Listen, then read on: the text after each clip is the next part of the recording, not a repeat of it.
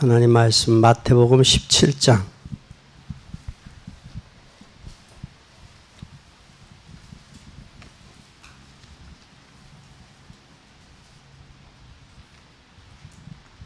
찾으셨으면 17장 1절부터 8절까지 보겠습니다. 엿새 후에 예수께서 베드로와 야고보와 그 형제 요한을 데리시고 따로 높은 산에 올라가셨더니 저희 앞에서 변형되사 그 얼굴이 해같이 빛나며 옷이 빛과 같이 휘어졌더라. 때에 모세와 엘리야가 예수로 더불어 말씀하신 것이 저희에게 보이거늘 베드로가 예수께 여짜오되 갈지요 우리가 보신 것이 없사오니 주께서 만일 원하시면 내가 여기서 초막 셋을 질 때에 하나는 주를 위하여 하나는 모세를 위하여 하나는 엘리야를 위하여 하리이다. 말할 때 호련히 빛난 구름이 저를 덮으며 구름 속에서 소리나서 가로되 이는 내 사랑하는 아들이요 내 기뻐하는 자니 너희는 저의 말을 들으라 하는지라. 제자들이 듣고 엎드려 심히 두려워하니 예수께서 나와 저희에게 손을 대시며 가라사대 일어나라 두려워 말라 하신대. 제자들이 눈을 들고 보매 오직 예수 외에는 아무도 보이지 아니하더라. 아멘. 오늘 예수님께서 제자들을 어디로 데려가셨어요? 에? 무슨 산? 높은 산이라고 그랬어요. 높은 산. 오늘 우리는 마태복음 17장에서 몇 가지를 좀 들어가기 전 생각할 것은 오늘 변화산의 사건은 1절부터 13절까지가 변화산의 사건이에요. 그리고 17장 14절에서 21절은 변화산에서 내려갔는데 뭐가 있느냐? 간질하는 사람이 있어요. 간질병을 고친 사건이 나와요. 그리고 두 번째 순환을 예고했는데 그게 22절에서 23절에 간질병을 고치고 나서 예수님이 순환을 예고하세요. 그 순환을 예고하고 24절에서 27절은 성전 세의 문제에 대해서 세에 대해서는 말씀하시고 여기서 특별히 변화산의 사건은 성전 세 문제만 다루는 것이 아니라 예수님은 율법과 예언을 완성하는 모습이 오늘 17장에서 우리에게 드러나고 있습니다. 그리고 종말론적으로 하나님의 나라의 영광 가운데 완성하신 분임을 보여주고 있고 성전세 문제는 제자들이 예수님을 통해 하나님의 아들이 된 사실을 다루고 있기 때문에 오늘 여러분 기억해야 돼. 17장을. 17장은 무슨 사건이 있다? 변화산 사건, 간질병 사건, 예수님의 고난의 예고, 성전세 문제 이 네 가지가 있다. 17장에서. 그 관점에서 17장을 보면 여러분 도움이 될 거예요. 그래서 17장은 율법과 예언의 완성을 보여준다. 율법과 예언에. 그래서 종말론적 하나님의 나라의 영광을 보여주고 있다. 그래서 거기 네 가지로 첫째, 예수는 베드로와 요한과 야고보를 데리고 산으로 높은 산이라고 그랬어요. 데리고 가셨어요. 거기에서는 예수님은 유대 지역의 높은 산에서 세상의 모든 왕국을 위해서 사단에게 경배할 것을 4장 8절 9절의 유혹도 받지만 여기에 높은 산에서 뭐를 저기하고 있느냐면 자신이 율법의 완성자다. 율법과 예언의 완성자다. 그것도 나타내 보이고 있다는 거예요. 그리고 두 번째는 이 변화산에서는 구약과 율법가 선지자들이 대표해서 나오는데 모세도 나오고 엘리야도 나오고 더불어 나오잖아요. 그러면 모세와 엘리야는 여기 뭐에 청중으로 삼는데 여기에 모세와 엘리야가 예수로 더불어 말씀하는 것이 저희에게 보였다 그랬어요. 3절에. 그렇죠? 3절에 여기 보였다라는 여기에서 모세와 엘리야가 예수께서 하신 일에 궁극적으로 성취시키는 그분이 늘 승인해 주는다. 그것도 뜻이 돼 있어요. 네. 그리고 세 번째는 이 변화산 사건은 출애굽기 34장에 모세가 시내산의 사건과 비교가 돼. 여기서 뭐가 나타나? 시내산 하나님의 영광이 나타나잖아요. 그 마찬가지듯이 이 높은 산에서 하나님의 뭐가 나타나? 영광이 나타나잖아요. 나타나면서 뭐라고 그래요? 여기에 율법의 중지자인 모세가 하나님의 집에서 종의 직분을 맡았지만 여기서 뭐라고 하느냐? 하나님의 집을 다스리는 자로 설명해. 5절서 6절에 보니까. 3절, 5절, 6절에 보니까. 넷째로는 하나님의 나라가 어떻게 고난과 영광과 깊이 변화가 있느냐, 연결이 되어 있냐, 그걸 나타내고 있다. 네 가지가. 그런 차원에서 여러분이 17장을 보시면 여러분 많은 은혜가 되리라고 믿습니다. 그럼 첫째 우리가 잘 보세요. 오늘 메시지는 여러분 평생 응답의 제목으로 붙잡아야 돼. 평생 응답. 율법의 완성. 그리고 하나님의 아들로 영광을 드러내는 거예요. 그러면서 뭐라고 그래요? 그의 말을 뭐하라? 들으라. 내 기뻐하는 자니 너희는 저의 말을 들으라. 저의 말씀 들으라 그 말이에요. 그래서 올바른 신앙이 17장에서는 뭐가 확인돼야 되느냐? 높은 산에서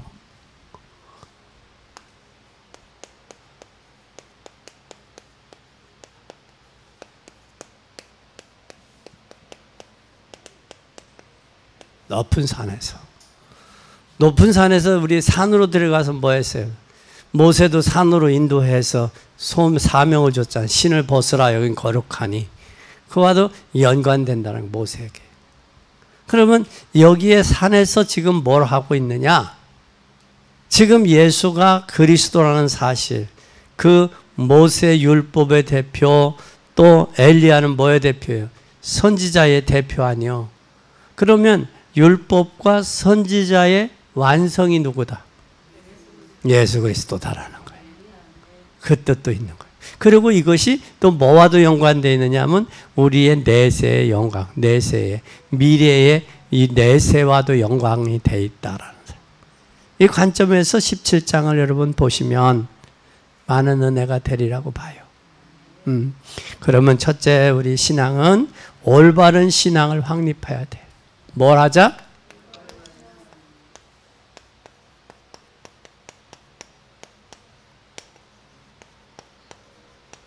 이 올바른 신앙 확립이 참 중요해요. 왜 중요하냐면 모든 인생들은 다 있어요. 다 있어. 누구만 없어. 다 있다. 그러나 예수 그리스도만 없다. 아멘.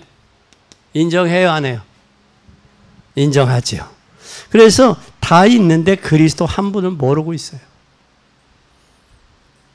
그렇기 때문에 바리새인들은 뭐를 통해서? 바리새인들 어려운 학문은 잘 알아. 그러나 학문의 주인공이신 누구를 몰라요? 예수 그리스도를 몰라. 한 가지를 몰라. 그러면 바리새인 그 어려운 학문을 다 알지만 한 가지를 몰랐어요. 세계는 골고루 발전하고 있어요. 그런데 안 돼. 세계가 지금 많이 발전돼 있어요. 그런데 안 돼. 세계가. 잘 보세요. 세계를 보라고. 많이 발전했죠? 예? 많이 발전했어요. 근데 안 돼.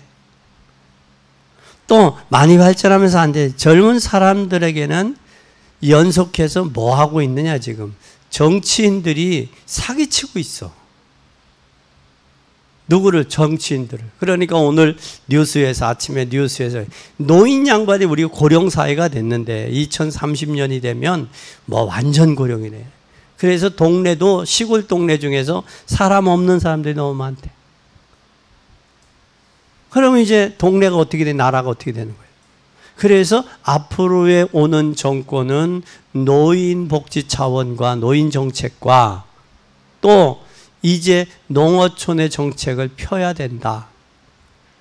그런데 여태까지 젊은이들 20, 30대들을 통해 표만 얻으려고 그랬지 노인에 대한 정책이나 노인에 대한 전략은 없었다. 세우지 못했다. 그래서 앞으로 나오는 대통령 후보들은 그쪽에 전략을 세워야 된다라고 오늘 아침 뉴스에 나오더라고. 그러면 왜 정치인들이 그러느냐? 표의식하느냐? 정치인들은 표만 저기 하면 되니까. 그러니까 젊은 사람들을 데리고 뭐하냐? 사기치고 있어요. 그러니까 여러분 그걸 공감하지 못할지는 모르지만 이 정권이 15년 동안에 오면서 진짜 젊은 사람들 대학 나와도 취직을 못 잡잖아요. 일자리는 늘었다고 그러는데 전부 노인분들 일자리고 일회성이지 그것에 대한 전문성 있는 일자리는 막아놨잖아요.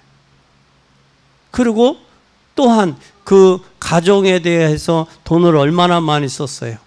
출산에 대해 장려금 출산에 대해서 얼마나 많이 돈을 썼어요. 그런데도 효과가 있어요 없어요? 없잖아요. 그러면 정책이 실패했다 성공했다.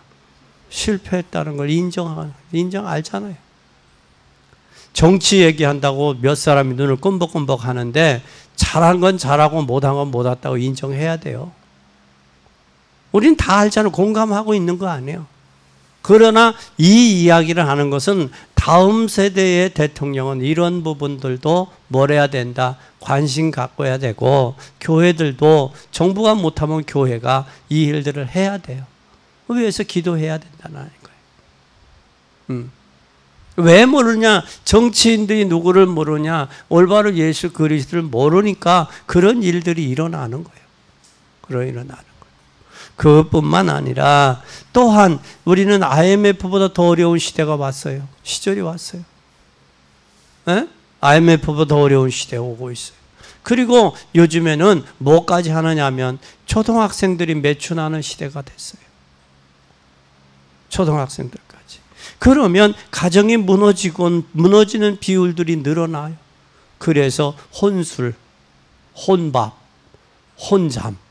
그 혼자 자는 거, 혼자 먹고, 혼자 자고, 혼자 노는 그런 시대들이 늘어났단 말이에요. 그래서 수박도 슈퍼에 가보면 대형마트에 가면 수박도 뭐요? 반쪽을 파는 게 아니라 4분의 1쪽도 팔어. 그건 뭐를 위해서요? 혼자 사는 사람들을 위한 정책으로 장사의 수단으로 그런 일들도 하고 있다라는 거예요. 근데 혼자가 늘어난단 말이에요. 이 모든 것이 간단해요. 이게 뭐냐? 이게 간단해요. 가정도 그렇고 또 이 초등도 그렇고 이게 무슨 사단의 뭐다? 장난이다. 이게 사단의 장난이에요. 그래서 우리는 이 모든 것이 사단의 장난임을 알면 돼요. 사단이 장난하고 있다는. 그래서 절대 간단하게만 사단의 장난. 이 흑암의 세력. 그래서 사단을 이기고 꺾을 수 있는 것은 예수 그리스도가 아니고는 안 돼. 안 됩니다. 왜 이런 문제가 오느냐? 왜 올까? 문제는. 왜 문제가 올까? 이유가 있어요. 왜 그래요? 가정 문제가 끊이지 않죠. 사람들의 가정 문제.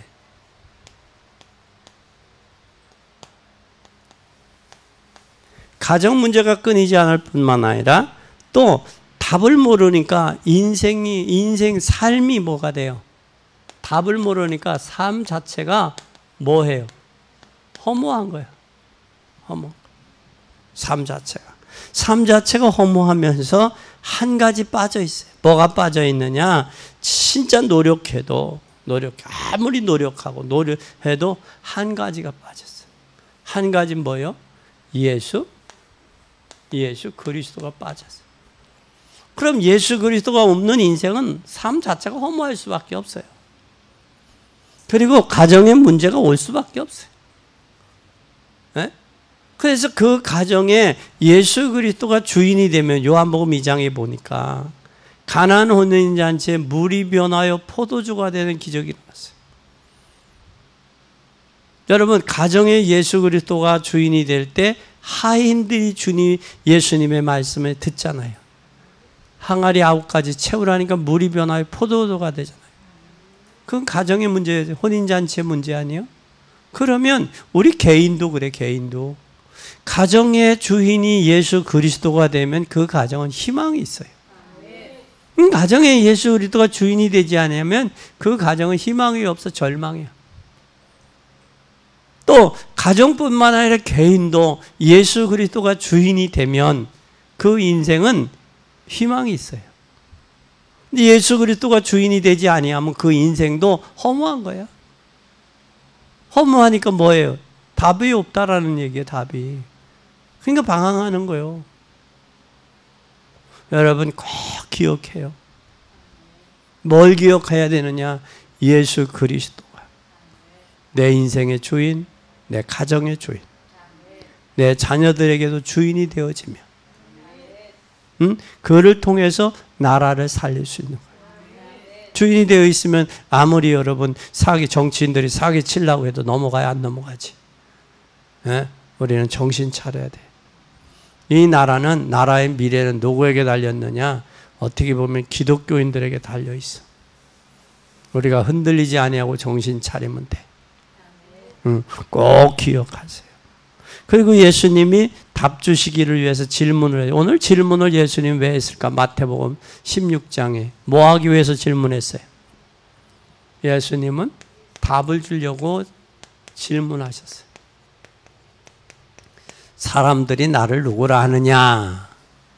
답 주시기 위해서 질문했어요. 그리고 너는 나를 누구라 하냐? 근데 사람들은 그리스도라는 말을 몰라요. 예수 그리스도를, 예수라는 말을 아는데 그리스도라는 말은 몰라. 그리스도를 모르기 때문에 그리스도의 뭐도 몰라. 필요성도, 예수 그리스도의 필요성을 느껴요, 못 느껴요? 모르니까 못 느끼는 거예요. 모르니까. 오늘 우리가 보았던 사도행전 13장에 저들이 온 성사람들이 거의 다 들었어. 기쁨으로, 그치?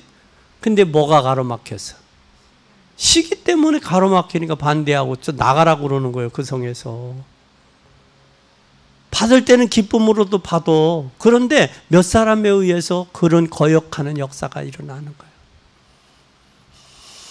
그러니까 안 받아들이는 거예요, 말씀을. 그러면 그 성의 문제요? 그 개인의 문제요? 개인의 문제요. 그런데 보면 개인의 문제를 마치 그 성의 문제처럼 이야기를 한다고, 사람들은. 이게 모순이요, 이게 모순이요. 그러니까 예수 그리스도가 없는 개인이나 가정이나 단체가 똑같아, 동일하다는 거예요. 그런데 우리는 개인을 이야기하잖아. 단체를 이야기하잖아. 그러니까 예수 그리스도가 주인이 되면 부족함이 없는 인생이 돼요. 지금 코로나 시기에 참 팬덤 시대에 어려워요. 그런데도 되는 식당은 사람들이 미어져요. 미어져. 되는 데는 미어져. 안 되는 데는 팔이 날려.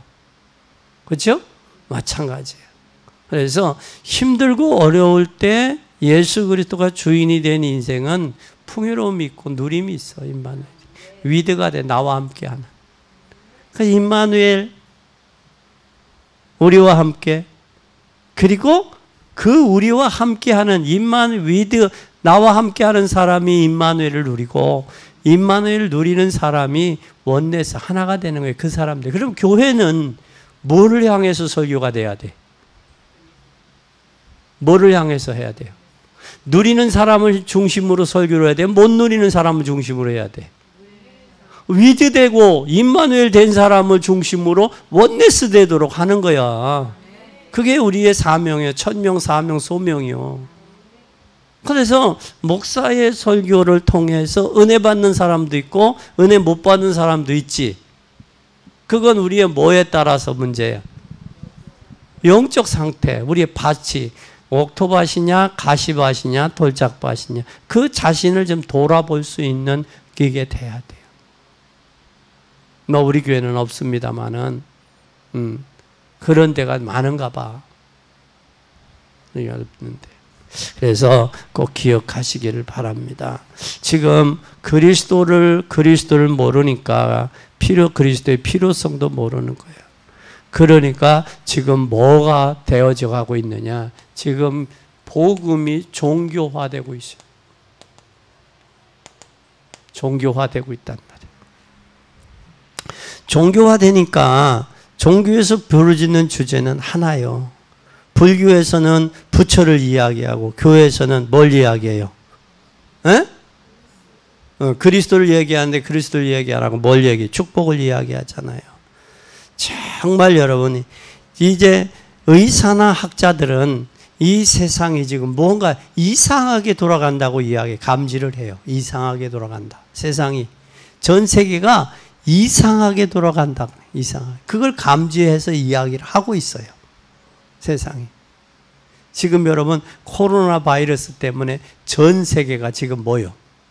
가지도 못하고 오지도 못하고 차단돼 있죠. 그리고 부모와 자식 사이도 차단해놨어요. 코로나가. 고향도 막아놨죠. 또 예배도 막아놨죠. 또 심지어는 차례도 조상에 대한 차례도 뭐로 하라. 인터넷이 우리나라 많이 발달했기에 문제. 인터넷상으로 하라고 그러잖아요. 이건 뭐가 근본의 핵심이 지금 무너져 가고 있는 거예요. 그게 뭐냐? 그리스도를 몰라서 그래. 그리스도는 우리 인생의 모든 문제 해결자예요. 죄 문제 해결한 제사장. 하나님 떠난 인생은 공허하고 방황할 수밖에 없는 그 인생에게 만나는 그리스도. 선지자적인 그리스도. 저주에 묶여서 일생 동안 죽기를 무서움으로 종로로 타는 그 인생의 해방자 대신 사단의 세력을 꺾은 만왕의 왕 대신 그리스도. 그래서 예수는 뭐다? 그리스도다. 그래서 예수님이 주는 그리스도시요 살아계신 하나님의 아들입니다라고 고백했던 제자들에게 그리스도를 얘기하지 마라. 아직은 때가 이르다. 지금 이 변화산에서 보여준 거예요. 왜? 율법의 완성되신 분. 선지자의 대표 되신 분. 예? 그걸 변화산의 오늘 사건에서 말씀하면서 뭐라고 그래요? 모세가 시내산에서 들었던 그 음성, 그분의 말씀에 뭐하라? 이는 내 사랑하는 아들로 내 기뻐하는 자니 너희는 저의 말을 들으라. 들으라. 저의 말씀을 들으라. 여기서 저의 말씀을 순종하라고 했으면 더 좋을 텐데 들으라 그랬어요. 듣고 뭐하라? 생각해라 그 말이야. 듣고 생각해라. 내가 여태까지 살아왔던 여태까지 살아왔던 뿌리 체질화된 인생을 다시 한번 말씀을 듣고 생각해라 그 말이에요. 해봐라. 네, 우리는 이 사실을 기억해야 돼요. 그래서 우리는 솔직히 눈을 뜨면 되는데 눈을 뜨지 못해요. 복음에 눈을 뜨고 눈을 뜨지 못하니까 필요한 답이 무엇인지를 모르는 거예요, 인생이. 그러니까 사단에게 속이고 그러는 거예요. 그러니까 종교화되어 있고 뭐를 모르느냐? 답을 모르고. 답을 물으면서 지금 뭐 하고 있느냐? 필요한 게 뭔지 솔직히 보면 눈을 떠야 돼요. 눈 떠야 돼요. 이때 우리가 정신 차려서 눈 떠야 돼요. 그러면 우리는 잘 보세요. 오늘 기독교인이 올바른 답이 뭔지, 우리 자신이 뭐예요? 올바른 답이 뭔지를 알아야 누구를 살릴 수 있어요? 답이 뭔지를 알아야 불신자를 살릴 수 있는 거죠. 답도 모르고 방황하고 뭐가 이상해져 가고 있는데 이거 살려야 되잖아요. 그럼 이 답을 모르니까 살리지 못하는데 그리스도가 정말 아는 사람은 진정 남을 도울 수 있어요. 뭐 할 수 있다고? 도울 수 있어요. 그리스도를 모르고 돕는 건 도울 수 있어요. 이 도울 수 있을 뿐만 아니라 진짜 그리스도를 알면 여러분 많은 생각을 하게 되죠. 뭐 하게 돼요? 많은 생각을 할 수 있어요. 그리스도를 모르니까 생각 없이 살아가는 거예요. 그래서 우리는 생각을 해 올바른 해야 돼. 그러면 올바른 신앙을 가지고 있으면 진정한 해결을 보게 되는 거예요.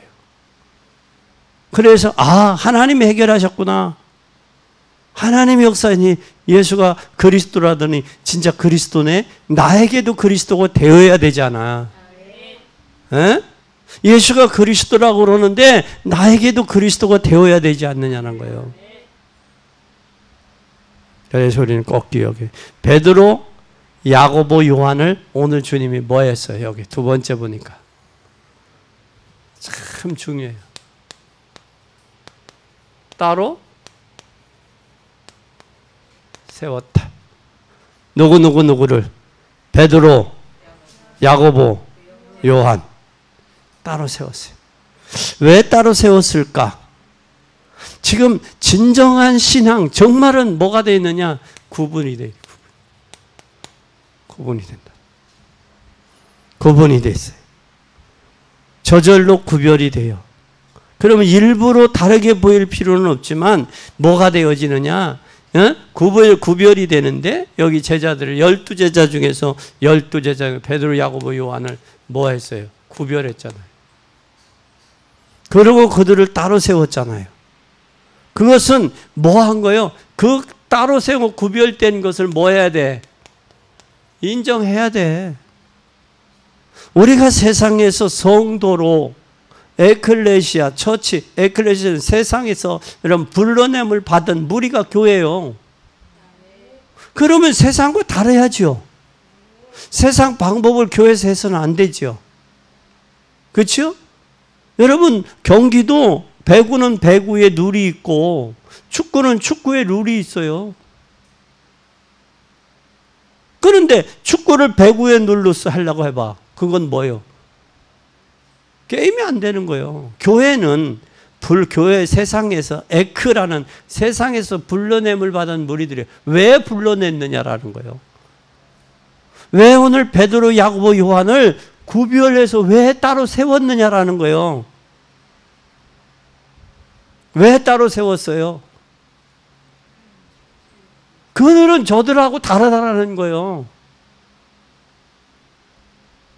이것이 예수님이 제자들의 교육법이고 이것이 교회가 세상과 다르다는 구별법이요. 그래서 우리는 구별받은 사람들이요. 그래서 성도요. 거룩한 무리들이요. 그런데 교회마저도 세상에서 에크에서 세상에서 불러냄을 받은 빼낸 무리들인데 우리가 세상 방법을 쓴다? 그건 아니요. 우리나라 헌법에 정치가 교회를 간섭해서도 안 되고 교회가 정치를 간섭해서도 안 돼요. 진짜 잘못해놨어요. 그러면 목사들이 전교조나 전노조처럼 그거 만들어서 데모해봐. 그거 목사를 하나의 직업으로 만들어놓은 이건요 어떤 사람의 생각에서 발상에서 나왔는지 사단이 충만한 사단에 장악된 사람의 생각이에요.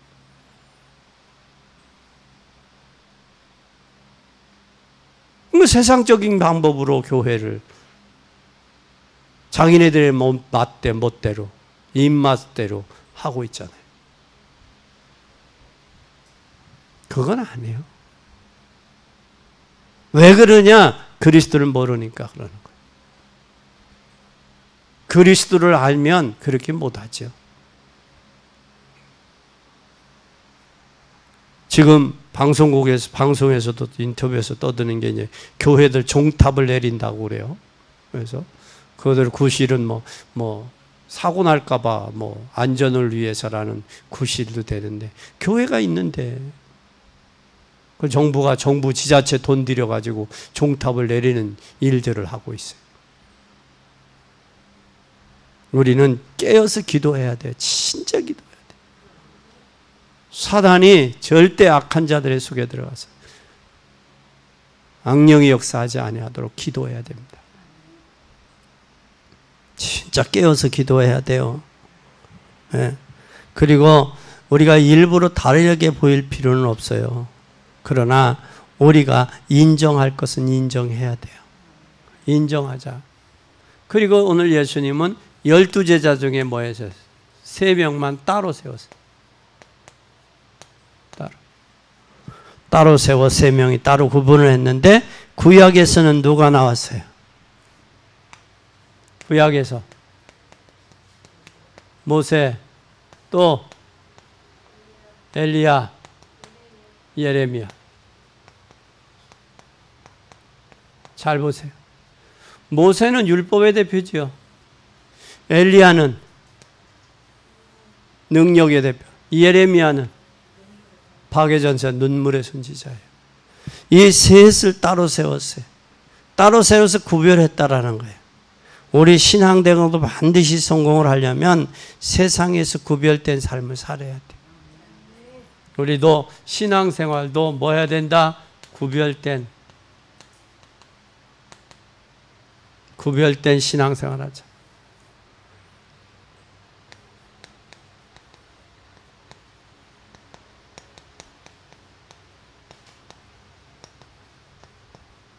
신앙생활 해야 돼요. 그러면 즉 남과 다른 사명을 발견하라, 이게 구별된다라는 얘기는 뭐예요? 남과 타인과 다른 뭘 발견해야 돼? 사명을 발견해야, 사명. 다른 사명을 발견해야 돼요. 그러면 남이 하는 것 굳이 경쟁에 따라할 필요도 없고, 그렇게 되면 우리는 직장에서도 남과 협력하되 나만의 전공이 있어야 살 수 있어요. 직장에서도. 그리고 미래는 남다른 것을 준비해야 미래가 보장되지, 미래를 준비되지 않으면 보장이 될 수가 없어요. 그리고 신앙생활도 남다른 은혜가 있어야 돼. 나만의. 그게 바로 나의 뭐요? 천명이 있어야 돼. 사명이 있어야 되고 소명이 있어야 돼. 남다른 게 있어야 돼. 유대인들의 자녀들을 가르칠 때는 바로 내용이 차별화된 교육, 차별화된 삶을 강조하잖아요. 그게 유대인들의 교육이에요. 우리는 뭐예요? 남이 장에 가면 나도 따라가는, 그렇죠? 그게 아니라 자기만의 전문성, 자기만의 천명, 자기만의 사명과 소명이 있다라는 거예요. 오늘 그래서 예수님은 베드로, 야고보, 요한을 따로 세웠고 거기에서 모세, 엘리와 예레미야가 나타난 거예요. 그래서 오늘 이것을 꼭 기억하는 여러분 되기를 바랍니다. 세 번째는 오늘 변화산에서 다 사라지고 누구만 남았어요? 네, 변화산에서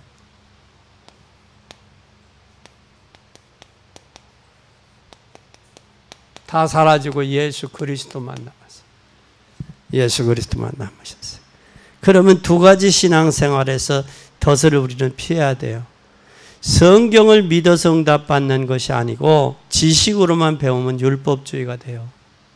잘 보세요. 성경을 지식으로 알면 율법주의가 돼. 그래서 우리는 이 머리로 하는 신앙이 돼서는 안 된다 그 말이야. 지식으로만 알면 율법주의가 돼요. 신앙의 본질이 신비주의에서 배운 사람들이 있어요. 신앙의 본질이 신비주의, 여기에서 배우면 안 된단 말이에요. 그래서 우리는 말씀 반드시 뭐가 되어져야 되나? 신야는 이 두 가지 덫을 피해야 돼. 율법주의와 신비주의를 피해야 된다. 여기에 내가 잡혀서는 안 된다라는 거예요. 그러면 마태복음 16장 28절 한번 잘 보세요. 시작. 16장 28절 시작.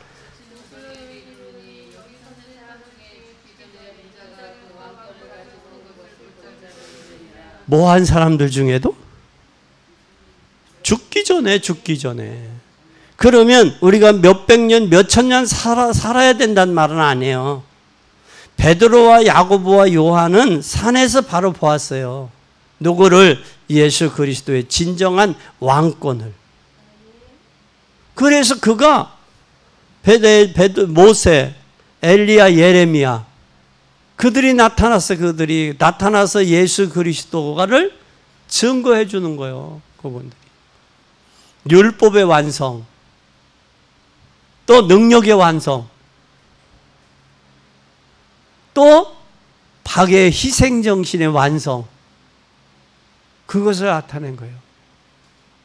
그것이 바로 누구다? 예수 그리스도다. 그러니까 완성을 보여준 완성. 30부분의 이야기를 했잖아요. 율법과 무엇의 왕권을, 그리고 미래를 나타내 보여주는. 그래서 오늘 왕권을 보여주는 그런 끝이잖아요. 그런데 여기에 초막 뭐를 줬어요? 초막 셋을 줬어요. 셋을. 초막 여기에 셋을 줬어. 셋을. 이 초막 셋이라는 것은 뭐냐? 여기에 초막 거의 다 그리스도의 입장, 그리스도의 중심이 돼야 돼. 그러니까 사람들이 그리스도의 입장이 되지 않냐고 남의 중심, 나 중심이 되고 있단 말이에요, 지금. 그래서 문제나 유익 앞에 내 입장을 주장하지 마세요. 반드시 문제나 입장 앞에, 자신의 입장 주장하는 문제 앞에서 뭐를 봐야 되느냐? 우리는 그거 가지고, 내 입장 가지고서는 세계를 못 넘어요. 이것을 넘어서기 위해서는 문제 앞에 내 입장 뭐 하지 마라. 자기 입장 주장하지 마라. 왜? 세계를 못 넘는다. 그러면 우리는 앞뒤 좌우를 봐야 되는데, 교회의 입장과 상대방의 입장에서 한번 잘 보세요. 교회의 입장과 상대방의 입장. 교회의 입장과 상대방의 입장에서 한번 잘 보세요. 과거와 현재와 미래를 보면서 교회의 입장과 상대방의 입장에서 과거와 현재와 미래를 보고 결정을 해야 돼요. 미래를 보고. 그러면 이것을 보면서 결정을 보면서 우리는 뭘 해야 되느냐? 한 주간 기도해야 돼요.